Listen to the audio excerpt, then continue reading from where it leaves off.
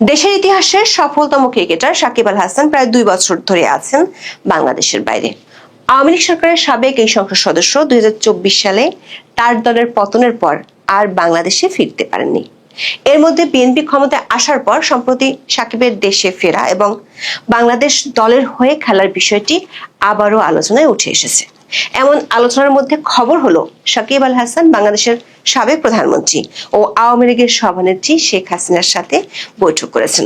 গত 15 ফেব্রুয়ারি সাকিব সহ আওয়ামী লীগের 7 জন সাবেক সংসদ সদস্য শেখ হাসিনার সাথে সাক্ষাৎ করতে দিল্লিতে যান।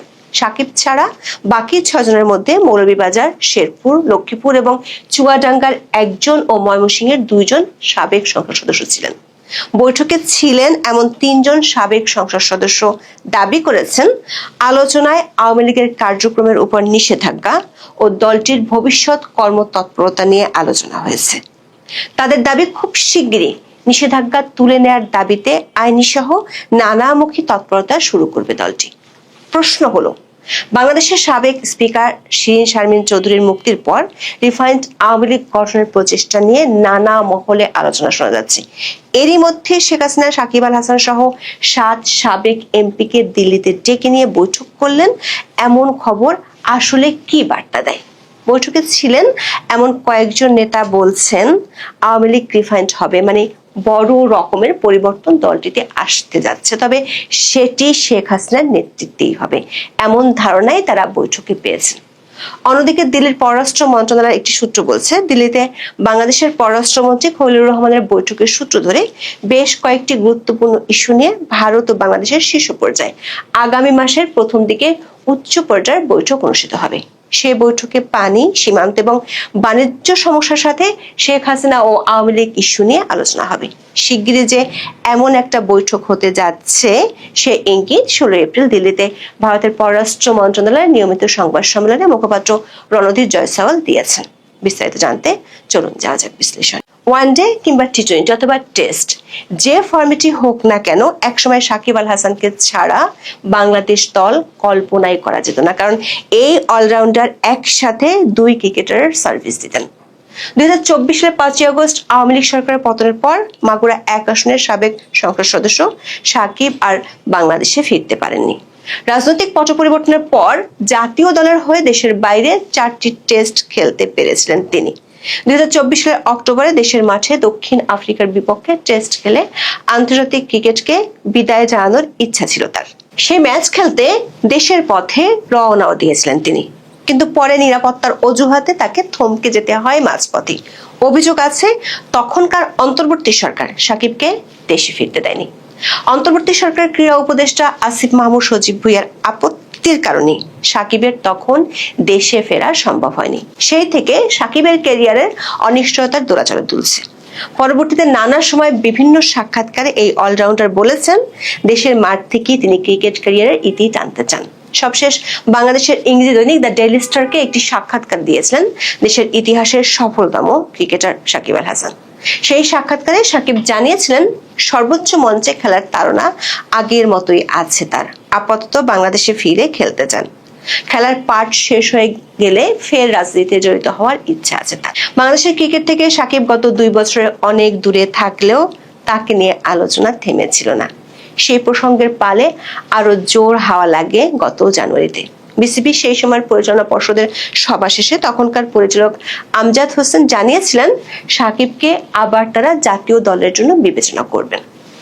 এরপর ত্রয়োদশ জাতীয় সংসদ নির্বাচনে বিএনপি জিতে সরকার গঠনের পর সে আলোচনা আবারও সামনে আসে। বিসিবির পরিচালক আসিফ আকবর জানিয়েছিলেন সাকিবের মামলার ফাইল নিয়ে কাজ চলছে এবং দ্রুতই তিনি মাঠে ফিরতে পারেন বলে আশা করা হচ্ছে। তবে সাকিবের ক্রিকেটে ফেরা নিয়ে কিছুটা ভিন্ন সুর শোনা গেছে যুব ক্রীড়া প্রতিমন্ত্রী আমিনুল হকের কণ্ঠে। তিনি জানিয়েছিলেন আইনি প্রক্রিয়ার মাধ্যমে নিজেদের নিরাপরাধ প্রমাণ করতে পারলে সাকিব ও মাশরাফি বিন মুর্তজা আবার দেশের মাটিতে খেলতে পারবেন।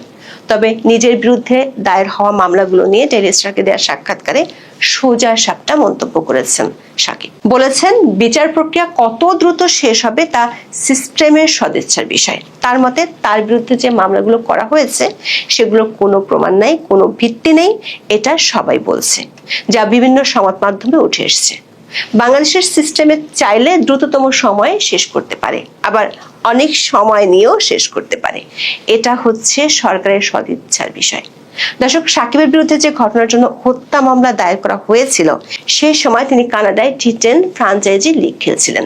সাকিবের দেশে ফেরা না ফেরা কিংবা বাংলাদেশের হয়ে খেলবেন কি খেলবেন না, সাকিব ভক্তদের মাঝে এমন আলোচনার মধ্যে খবর হলো সাকিব আল হাসান দিল্লিতে গিয়েছেন। সেখানে তিনি দেখা করেছেন দিল্লিতে থাকা বাংলাদেশের সাবেক প্রধানমন্ত্রী ও আওয়ামী লীগের সভানেত্রী শেখ হাসিনার সাথে। গত 15 ফেব্রুয়ারি বৈঠকটি অনুষ্ঠিত হয়। সাকিব আল হাসানের সাথে আওয়ামী লীগের আরো 6 জন সংসদ সদস্য দিল্লিতে গিয়েছিলেন। এই 6 জন সাবেক সংসদ সদস্য এখন কলকাতায় আছেন। এরা হলেন মৌলভীবাজার 2 আসনের সাবেক এমপি ও আওয়ামী লীগের সাংগঠনিক সম্পাদক শফিউল আলম চৌধুরী নাদেল, ময়মনসিংহ 2 আসনের সাবেক সংসদ সদস্য এবং সাবেক গৃহায়ন ও গণপূর্ত প্রতিমন্ত্রী শরীফ আহমেদ, ময়মনসিংহ 10 গফরগাঁও আসনের সাবেক এমপি ফাহমি গোলন্দাজ বাবেল, শেরপুর সদর আসনের সাবেক এমপি ছানোয়ার হোসেন ছানু, লক্ষ্মীপুর 2 আসনের সাবেক এমপি অ্যাডভোকেট নুরউদ্দিন চৌধুরী নয়ন ও চুয়াডাঙ্গা 2 আসনের সাবেক এমপি আলী আজগর টগর। আওয়ামী লীগের একাধিক সূত্র বলছে, শেখ হাসিনা গত 2 বছর ধরে দিল্লিতে দলীয় নেতাদের ডেকে নিয়ে বিভিন্ন সময় বৈঠক করেছেন। প্রায় এই ধরনের বৈঠক হয়, সেসব বৈঠকে বিভিন্ন দিক নির্দেশনা তিনি দিয়ে থাকেন। তবে এবারের বৈঠকটি এমন এক সময় হয়েছে যেখানে কয়েকদিন আগে বাংলাদেশের জাতীয় সংসদে আওয়ামী লীগের কার্যক্রম নিষিদ্ধ করার জন্য অন্তর্বর্তী সরকারের জারি করা অধ্যাদেশটি আইন হিসেবে পাশ করা হয়। আবার একই সময় বাংলাদেশের জাতীয় সংসদের সাবেক স্পিকার শিরীন শারমিন চৌধুরীকে গ্রেপ্তার দেখিয়ে 6 দিনের মধ্যে জামিন দেওয়ার ঘটনাও ঘটেছে। এরপর থেকে বাংলাদেশে নানা মহলে আলোচনা চলছে শিরীন শারমিনকে সামনে রেখে একটি রিফাইন্ড আওয়ামী লীগ গঠনের চেষ্টা শুরু হতে পারে। এমনকি কেউ কেউ শিরীন শারমিন কি জোহরা তাজউদ্দিনের ভূমিকা নিতে পারবেন কিনা সে সম্ভাবনার কথাও তুলে ধরা হয়েছে এবং বিভিন্ন কলামও লিখছেন। আবার বাংলাদেশের একটি পত্রিকায় প্রকাশিত খবরে বলা হয়েছে, শেখ হাসিনার অসম্মতি থাকায় রিফাইন্ড আওয়ামী লীগ গঠনের চেষ্টা 2 দফা ভেস্তে গেছে। 15 ফেব্রুয়ারি শেখ হাসিনার সাথে বৈঠকে ছিলেন দলটির এমন 3 জন সাবেক এমপি নাম প্রকাশ না করার শর্তে জানিয়েছেন, রিফাইন্ড আওয়ামী লীগের গুঞ্জন, শিরীন শারমিনের জামিন, দলের বর্তমান অবস্থা, এসব বিষয়ে বৈঠকে আলোচনা হয়েছে। কিন্তু রিফাইন্ড আওয়ামী লীগের যে কথাটি উঠে এসেছে সেটি সত্যি নয় বলে তারা দাবি করেছেন। ইতিমধ্যে যুবলীগ, স্বেচ্ছাসেবক লীগ ও ছাত্রলীগের অনেকগুলো জেলা ও উপজেলা এবং থানা কমিটি করা হয়েছে। বৈঠকে উপস্থিত থাকা এমপিদের সাথে তাদের নিজ নিজ জেলায় কমিটি গঠন নিয়ে কথা হয়েছে। এই 3 সাবেক এমপি দাবি করেছেন, নির্বাচনের আগে থেকে আওয়ামী লীগ ও এর অঙ্গ সংগঠনগুলোর মিছিল করা প্রায় বন্ধ ছিল, কিন্তু এখন নতুন করে মিছিল করার সিদ্ধান্ত হয়েছে। 17 এপ্রিল বরিশাল, চট্টগ্রাম ও ঢাকায় মিছিলের খবর গণমাধ্যমে প্রকাশিত হয়েছে। বৈঠকে উপস্থিত থাকা 3 এমপি বলেছেন, তাদেরকে জানানো হয়েছে আওয়ামী লীগ ও এর অঙ্গ সংগঠনগুলোর রিফাইন্ড বা পুনর্গঠন এরই মধ্যে শুরু হয়ে গেছে, তবে সেটি এখন যেভাবে শেখ হাসিনার নির্দেশে চলছে সেভাবেই আওয়ামী লীগের কমিটিও পুনর্গঠন হবে বলে তারা দাবি করেছেন। সেক্ষেত্রে রিফাইন্ড আওয়ামী লীগের যে আলোচনা শোনা যাচ্ছে সেটি ঠিক নয় বলে তারা দাবি করেছেন। দর্শক, এর মধ্যে বাংলাদেশের পররাষ্ট্রমন্ত্রী খলিলুর রহমান ও প্রধানমন্ত্রী তারেক রহমানের পররাষ্ট্র উপদেষ্টা হুমায়ুন কবির মরিশাস যাওয়ার পথে ভারত সফর করেছিলেন।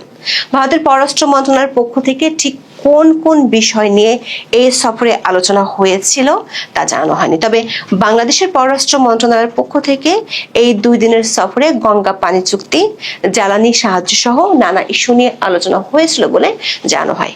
ইরান যুদ্ধ শুরুর পর থেকেই বাংলাদেশ ভারতের কাছ থেকে শেখ হাসিনার আমলে বসানো পাইপলাইন দিয়ে ডিজেল চেয়ে আসছে।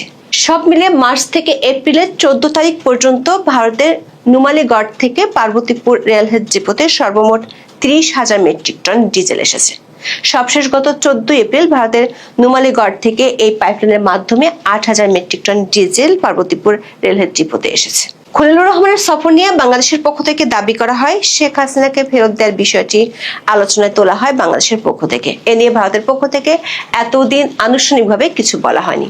17 এপ্রিল ভারতের পররাষ্ট্র মন্ত্রণালয়ের মুখপাত্র রণদীপ জয়সওয়াল জানিয়েছেন, বাংলাদেশের চলমান বিচারিক ও অভ্যন্তরীণ আইনি প্রক্রিয়ার অংশ হিসেবে আসা বাংলাদেশের এই অনুরোধটি বর্তমানে খতিয়ে দেখা হচ্ছে। দিল্লিতে দেশের পররাষ্ট্র মন্ত্রণালয়ের নিয়মিত সংবাদ সম্মেলনে সাংবাদিকদের এক প্রশ্নের জবাবে তিনি এসব কথা বলেন। ভারতের পক্ষ থেকে জানানো হয়েছে, বিষয়টি নিয়ে ভারত সব অংশীজনদের সঙ্গে গঠনমূলক আলোচনা চালিয়ে যাবে। সূত্রগুলো বলছে, ঠিক একই ধরনের কথা ভারতের পক্ষ থেকে গত অন্তর্বর্তী সরকারের আমলেও বলা হয়েছিল।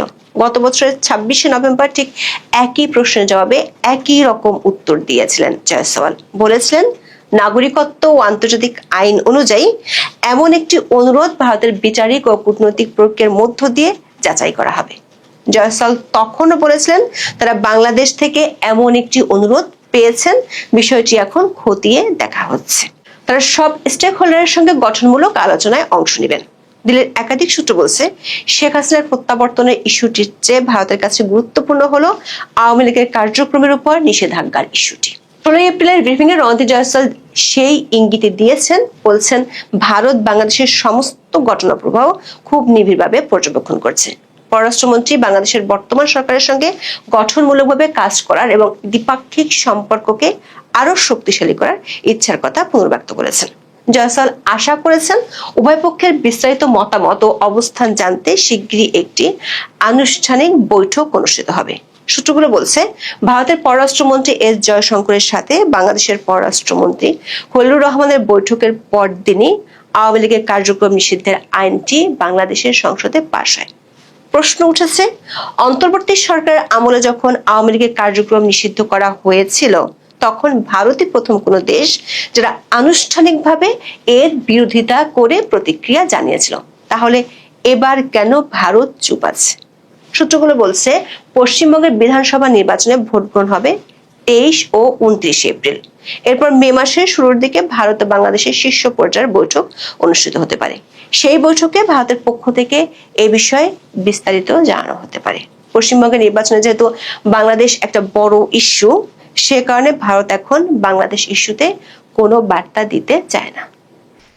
হেডলাইন এবং ব্যানারে দেখছেন আমি বলেছি যে রিফাইন্ড আওয়ামী লীগ প্রস্তুতি সম্পন্ন কিনা, প্রশ্নবোধক চিহ্ন দিয়েছে। কারণ হচ্ছে যে এটার প্রস্তুতি কতটুকু সেটাই বলতে এবং জানাতে এসেছে আপনাদেরকে। এটা বলতে পারেন যে আমার অ্যানালাইসিস বা আমার চিন্তা চেতনা এবং কল্পনা থেকে আমি যতটুকু বুঝতে পারছি সেটাই। আপনারা হয়তো আমার চেয়ে আরো ভালো বুঝেন, আরো ভালো বুঝছেন, ভালো দেখছেন। আপনারা সেটা আমায় কমেন্টসে জানাতে পারেন। আপনারা যারা এই মুহূর্তে বাংলাদেশের ফিল্ডে আছেন তারা আমার চেয়ে লাখো গুণ বেশি বুঝছেন। আমি হয়তো অনেক দূরে থেকে কিছু কিছু জিনিস দেখে ডট মিলিয়ে হয়তো বুঝতে পারছি যে কিছু একটা ঘটতে চলছে। আপনারা বর্তমানে জানেন যে বিএনপি সরকারের অবস্থা খুব একটা ভালো না।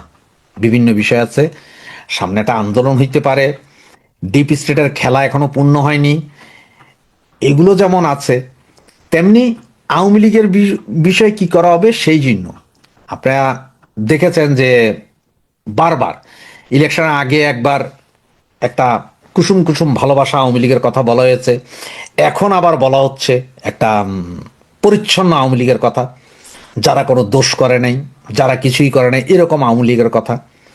আবার এইদিকে আপনার নর্থ ইস্ট নিউজের সিরিজ ধারাবাহিক যে নিউজগুলো উঠে আসছে যে গত 5ই আগস্টে আন্দোলন সংগ্রামে কারা লাশ ফেলেছে, সেনাবাহিনী কিভাবে বেইমানি করেছে, 9th ডিভিশন কিভাবে বেইমানি করেছে, এগুলো সব যখন উঠে আসছে তখন ডিপ স্টেটের আর বসে থাকার উপায় নেই। তারা তখন খেলতে নেমে গেছে। অনেকেরই জামিন হয়েছে, আরো অনেকের জামিন হবে, দেখবেন রাতের আধারে জামিন হয়ে যাবে। এমনও দেখবেন অনেকে সেনাবাহিনীর কাছে আছে, যেটা আমরা জানি যে সেনাবাহিনীর কাছে আছে, আইএসপি এর এখনো ঘোষণা দেয়নি কতজন গেছে আর কতজন আছে সেটা বলেনি। কারা কারা ওয়েস্টিন হোটেলে গত 2 বছর ধরে ছিল, কারা কারা ওয়েস্টিন হোটেলের চাউমিন খেয়ে পরবর্তীতে জামিন নিয়ে বেরিয়েছে, এইসব লোকগুলোর কথা আপনারা এখন যেমন জানেন সামনেও আরো জানবেন। এই একটা গ্রুপকে দিয়ে ডিপ স্টেট একটা কুসুম কুসুম ভালোবাসার আপনার আওয়ামী লীগ খোলানোর চেষ্টা করছে, যেটার কাজ হবে যে বিএনপির সাথে থাকা মানে কিছু বলবেও না করবেও না এইরকম, আর ডিপ স্টেট মাঝখান থেকে তাদের খেলাটা খেলে আনবে, তাদের নিজেদের যে কাজকাম এটা করে আনবে। এখন আপনারা বলতে পারেন বিএনপি কেন চাইবে এরকম দল? বিএনপির দরকার, এই ধরনের দল বিএনপিরও দরকার, ডিপ স্টেটেরও দরকার। কারণ সারা পৃথিবীতে জানে যে প্রধান বিরোধী দল, সর্বোচ্চ শক্তিমান দল হচ্ছে যে আওয়ামী লীগ, যদিও নির্বাচনে দাঁড়াইতে দেয়নি। সুতরাং এখন আওয়ামী লীগ তো আছে, একটা আওয়ামী লীগ আছে, তো ওই যে দেখেন পরিচ্ছন্ন আওয়ামী লীগ, ওরা ওরা সব সৎ আওয়ামী লীগ, দেখেন দেখেন। এই আওয়ামী লীগ দেখাইয়া তারা তাদের কাজ সারবে, বিএনপির কাজ সারবে। এই ডিপ স্টেটের পয়সা খাইয়া এই লোকগুলো যারা এই মুহূর্তে এই আওয়ামী লীগ মানে রিফাইন্ড আওয়ামী লীগ তৈরি করার জন্য আছে, তাদের সাথে জগতে দেখবেন বাঘা বাঘা অনেক নেতাদেরকে, বাঘা বাঘা বাংলাদেশের অনেক বাঘা বাঘা নেতা আওয়ামী লীগের, এদের দেখবেন যোগ হয়ে আসতেছে, কিলবিল করে বেরোবে এরা। আর যারা বেরোবে এদের সবাইকে আমার হিসাবে এরা সবাই হচ্ছে যে ছাড় পোকা। বেডে যেমন ছাড় পোকা থাকে, আলো জ্বালাইলে দেখা যায় না, যে আলো নিবে আপনি শুইলেন লগে লগে এসে কামড় দিল, এই ছাড় পোকা। এরা গত 17 বছর আওয়ামী লীগের ভেতরে ছিল, এখন আবার এই রিফাইন্ড আওয়ামী লীগের মাধ্যমে এরা আবার আসবে, তাদের ব্যবসা বাণিজ্য অমুক তমুক সব সেটেল করবে তারা, এরা আসবে, এরা এটা করবে। তবে একটা কথা আপনারা মনে রাখেন, এই রিফাইন্ড আওয়ামী লীগে আমরা কেউ যাব না। আমাদের কাছে আমরা বুঝবো আওয়ামী লীগ বলতে একমাত্র শেখ মুজিব, আওয়ামী লীগ বলতে একমাত্র শেখ হাসিনা। এই রিফাইন্ড আওয়ামী লীগ শেখ মুজিবরে মানবে, এই রিফাইন্ড আওয়ামী লীগ 72-এর সংবিধান মানবে, কিন্তু এই রিফাইন্ড আওয়ামী লীগ শেখ হাসিনার কথা বলবে না। এই রিফাইন্ড আওয়ামী লীগ জুলাই আগস্টের যেসব হত্যাকাণ্ড করছে এইটার জন্য যে সেনাবাহিনী দায়ী, ডিপ স্টেট দায়ী, সেটা বলবে না। এই রিফাইন্ড আওয়ামী লীগ শেখ হাসিনার বিরুদ্ধে অবৈধ মামলা, অবৈধ রায়, হাজার হাজার মামলার কথা কিছুই বলবে না তারা, কারণ তারা তো পরিশুদ্ধ আওয়ামী লীগ দেখাবে। তবে আমাদের এখন কি কাজ? আমরা যারা তৃণমূল আছে, আমরা তৃণমূল, আমাদের উপরে নেতা একজন শেখ হাসিনা, মাঝখানে কোনো নেতা নাই, কোনো নেতা নাই, আমরা শেখ হাসিনার আওয়ামী লীগ। আমরা একটা স্লোগানই আবার চালু করতে হবে, যে ওই যে ঝড় বৃষ্টি আধার রাতে শেখ হাসিনা তোমার সাথে। আমরা ঝড় বৃষ্টি আধার রাতে শেখ হাসিনার সাথেই থাকবো। আমরা রিফাইন্ড আওয়ামী লীগ বলেন আর ফাইন্ড আওয়ামী লীগ বলেন, আটা ময়দা সুজি আওয়ামী লীগ বলেন, আমরা শেখ হাসিনার আওয়ামী লীগের বাইরে যাব না। প্রলোভন আসবে, বড় বড় ভাইয়েরা দেখবেন যে আপনারা যা কল্পনাও করেন এইসব ভাইয়েরা ওখানে যাবে, ভুলেও ওই পথে পাড়া দিবেন না। এই রিফাইন্ড আওয়ামী লীগ যেটা করা হচ্ছে টোটালি ডিপ স্টেটের পয়সায়। মনে আছে আপনাদের মিজানুর রহমান চৌধুরী আওয়ামী লীগের একজন জাটদেল নেতা, সেক্রেটারি ছিলেন উনি সম্ভবত, উনি আওয়ামী লীগ মিজান করেছিল, টিকে নাই। এই রিফাইন্ড আওয়ামী লীগের টিকবে না 6 মাসও। তার কারণ কি জানেন? কারণ তৃণমূল এবং গ্রাস লেভেলের যারা শেখ হাসিনাকে ভালোবাসে, বঙ্গবন্ধুকে ভালোবাসে, তারা এই রিফাইন্ড আওয়ামী লীগকে খাবে না, কিন্তু এটা বানানো হবে। যেমন জাতীয় পার্টির জেপি ছিল, জাতীয় পার্টির আবার রসনের সাথে একটা করছিল, বিপাশা একটা করছিল, কিন্তু জাতীয় পার্টি একসাথেই ছিল মূল, সেম। আওয়ামী লীগ থাকবে, শেখ হাসিনার আওয়ামী লীগই মূল। এই রিফাইন্ড যা আসবে এগুলো সব হচ্ছে ধান্দাবাজ, এগুলারে চিহ্নিত করা, এদের দিগম্বর করার সময় আসছে। এখন আপনি এটা বললেন না যে ভাই রিফাইন্ড আওয়ামী লীগ কি তাহলে হয়ে গেছে, কালকে আসবে, পরশু দিন আসবে, না ভাই, এইটা আসতে হয়তো 1 মাসও লাগতে পারে, 3 মাসও লাগতে পারে। গ্যারেন্টি সিউরিটি দিতে পারবো না যে কতদিন লাগবে, কিন্তু এটা আসতেছে, এইটা গ্যারেন্টি দিয়ে বলতে পারি আপনারে, এইটা আপনাদের গ্যারেন্টি দিয়ে বলতে পারি। এর আগেও চেষ্টা হয়েছে নির্বাচনের আগে, এখন আবার চেষ্টা হচ্ছে। চোখ কান খোলা রাখুন, দেখতে থাকুন, কারো সমালোচনা করার দরকার নাই, দেখতে থাকুন যে কি, যেই দিনই আওয়ামী লীগের ঘোষণা হবে সেই দিনে দেখবেন যে কোন কোন নেতা কিভাবে যায়। আবার দেখবেন যে কিছু কিছু ফেসবুক স্ট্যাটাস এখন দেখবেন যেখানে বলা হবে যে এই অমুক কিছু করলো না রে, অমুক কিছু করলো না রে, এগুলো হচ্ছে হাইপ তোলা। তার মানে হচ্ছে যে আপনারা যাতে একটু আকর্ষিত হন, এরপর ওনারা জামিন টামিনে বেরিয়ে এসে আস্তে করে সব আবার রিফাইন্ডের দিকে যায়। সুতরাং এই রিফাইন্ড আওয়ামী লীগ বা মুনাফেক আওয়ামী লীগ, রিফাইন্ড আওয়ামী লীগ এটা হচ্ছে মুনাফেক আওয়ামী লীগ। শেখ হাসিনা বিহীন আওয়ামী লীগ যারা চিন্তা করে তারা হচ্ছে মুনাফেক। এই পৃথিবীতে মুনাফেকের যেমন অভাব নাই, মির্জাফরের অভাব নাই, খন্দকার মোস্তাকের অভাব নাই। আওয়ামী লীগের ভেতরে এখনো লক্ষ লক্ষ মুনাফেক আছে, লক্ষ লক্ষ খন্দকার মোস্তাক আছে। এরাই আর একটা আওয়ামী লীগ তৈরি করার চেষ্টা করতেছে। এই গ্রুপটা থেকে আপনারা সতর্ক থাকুন এবং একটাই স্লোগান, একটাই জিনিস আপনার মাথার ভেতরে সেট করেন যে আমরা ঝড় বৃষ্টি আধার রাতে শেখ হাসিনা তোমার সাথে। কেউ যদি নাও থাকে শেখ হাসিনার সাথে, আমরাই থাকবো। প্রয়োজনে কেউ না থাকলেও আমি নিজে থাকবো। আমি শেখ হাসিনা ছাড়া, শেখ হাসিনা আওয়ামী লীগ ছাড়া কোনো আওয়ামী লীগ বুঝি না। এবার সেটা যে আওয়ামী লীগে হয়, সুতরাং আপনারা এটা মাথায় রাখেন। জয় বাংলা, জয় বঙ্গবন্ধু।